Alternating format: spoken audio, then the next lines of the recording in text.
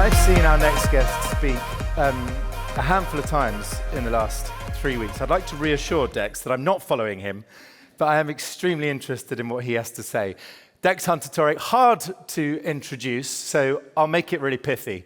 He's worked with the United Nations. He thinks deeply about where we are today and where we need to go tomorrow. He has written speeches and advised some of the leading tech brains of our age, Eric Schmidt, Mark Zuckerberg, even Elon Musk. Until recently, he led comms globally for DeepMind, one of the companies we are proudest was born right here in London. Today, he's going to get us thinking about the future. Please welcome Dex Hunter-Torricke. Good to see you, Dex. Cheers, man. So, sad reflection of the moment we're in, that when you're introduced as having previously worked for Elon Musk and Mark Zuckerberg, you need to start by putting the record a little straight on yourself.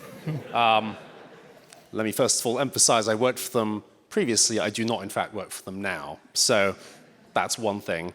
The other thing is I'm going to tell you a story all about my family. We're going to hear a lot of information today, so I thought I'd tell you something a little different before you get awash with facts and numbers. These are my parents. My mom was an immigrant from Malaysia to the UK in the 1970s. She was an NHS nurse. She was a nurse for more than 40 years. My dad was a refugee from Burma, back when it was still called Burma, in the 1940s. And he grew up in a refugee camp in Calcutta in India. And growing up, for him, life was absolutely unimaginable.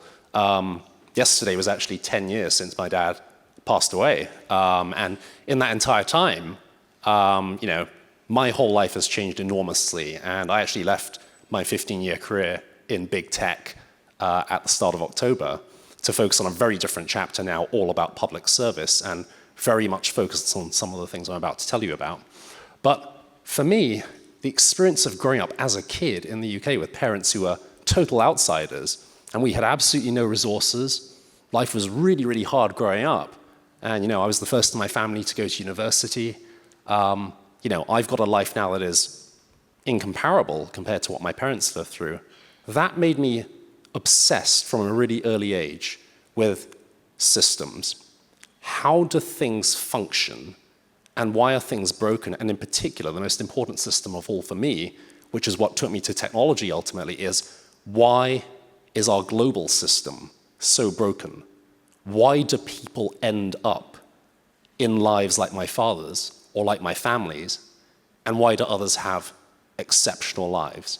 And it is that quest that took me first to the United Nations and then took me into tech, because technology, when it is managed well, is something extraordinarily hopeful.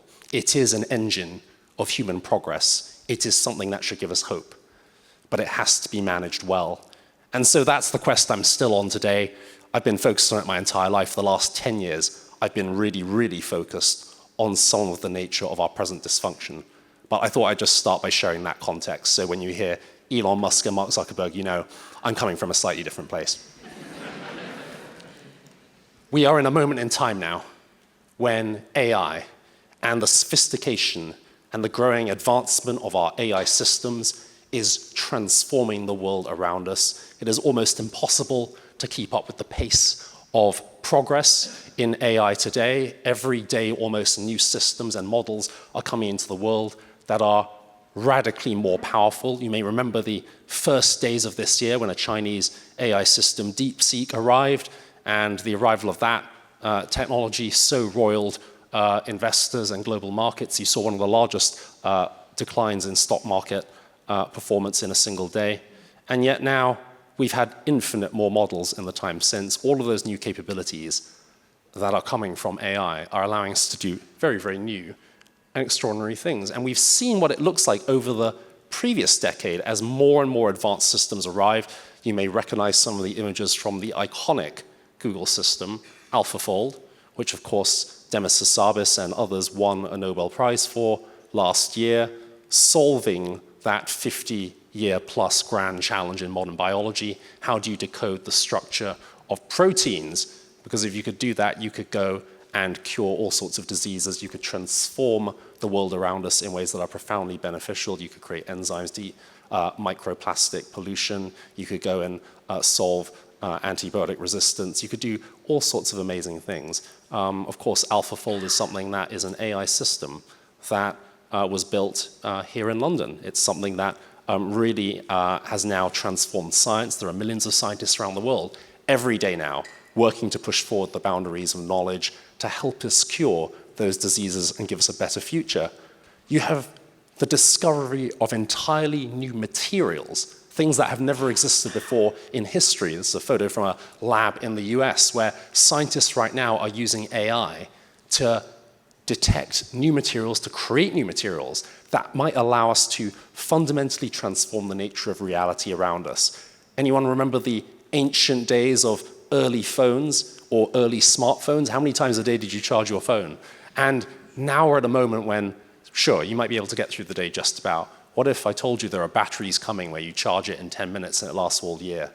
The same battery technology that will power the next generation of robotics. It's very inconvenient when your humanoid robot butler decides it needs to recharge after 20 minutes for 8 hours. But there's a world coming where all of those advances essentially mean that everything that needs power has power. And then you run into the intertwining of any number of different domains of science, because of course, one of the great dysfunctions of the way a lot of people think about the future is they just think their bit of the future is the most important. And that's not how the future works. The future shows up with everything in it. And quantum computing, the ability to do things that no regular computer would be able to do except over thousands of years, that is arriving now. It is going to radically transform our ability to crack some of the hardest scientific problems in the world over the coming years. And then you might end up in futures that are truly extraordinary and redefine everything about our societies and the world. And I'm going to share with you a little thought experiment that was extremely influential over the last few years in the AI frontier labs, as we call them. The idea that your grandkids might experience something very, very different in their lives. I heard this one very early when I went back to Google, when I went to Google DeepMind a few years ago. Someone asked an AI scientist, if you succeed in building artificial general intelligence, human-level intelligence in machines, which all the big AI labs believe we will reach in just the next few years, what will our grandkids be doing in their lives one day? And this scientist said, our grandkids will be exploring the stars. And as the resident AI spin doctor, I said, that's not in the approved corporate messaging. So you're going to have to walk me through that thought process. And the thought process was this. If you could enable nuclear fusion at some point in the next few years, which lots of our best scientists believe we absolutely can do, and you're going to probably do it with the help of AI, which is now being used already to transform the way we run fusion experiments. It has helped us crack any number of milestones on the path to achieving true, clean, unlimited energy. You might be able to go and optimize access to a whole bunch of other resources, access to water, which 3/4 of the world's population will struggle with access to by the 2050s. You might be able to build an economy straight out of Star Trek, something that's never existed, a post-scarcity economy, where we radically improve the quality of life for billions of people, and then we do the most expensive thing in human history. We send millions of people to the stars. That is the level of ambition that exists in the tech industry today. It's things that, on the face of it, sound absurd. But here's the problem. That is one possible future. The next decade is going to be the most disruptive moment in history. It's something which will be profoundly brilliant and optimistic in many ways, but also deeply challenging. Right now, technology is transforming jobs. It is challenging the way that we have made decisions, in some cases for centuries, but certainly many of the assumptions about the world we were born into. There are other ecosystems and innovators in the world now who are ambitious and hungry and have jumped into the future with both feet first.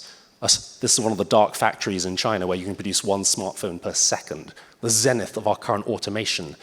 Do we take the future seriously enough to begin building today for a world that might not exist for 10 or 20 years, which is, of course, right around the corner? In a global century, everything domestic ends up international. We should know that. Here in Europe, where we are facing the consequences of a long period of inaction and a failure to account for our security challenges.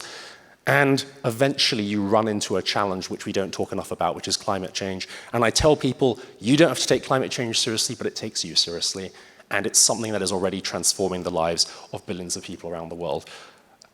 If you hear all of that, you might be overwhelmed and think the future is just a set of immovable forces. It is tidal waves, it is asteroids, it is avalanches. There's nothing we can do about it. You've heard all the bad analogies. And that's not true. The technology gives us choices. We might be able to choose a profoundly different world where we are able to solve our social and economic challenges. We are able to think of new forms of international order that ensure we diffuse the impulse to fight and reap the rewards of that good future. And then you might end up in a world where we enable all of our kids to reach their full potential. Many of the problems we are talking about right now are swept away, and that is a profoundly hopeful future. We do not solve our problems by running away from them or pretending they don't exist. We solve them by admitting them and then building for the world we want, and we can do that right here in London and in the UK, and that is the opportunity and the prize for all of us, so that one day our kids get to become the people they are meant to be, and people like my dad never go through that life. So thank you very much.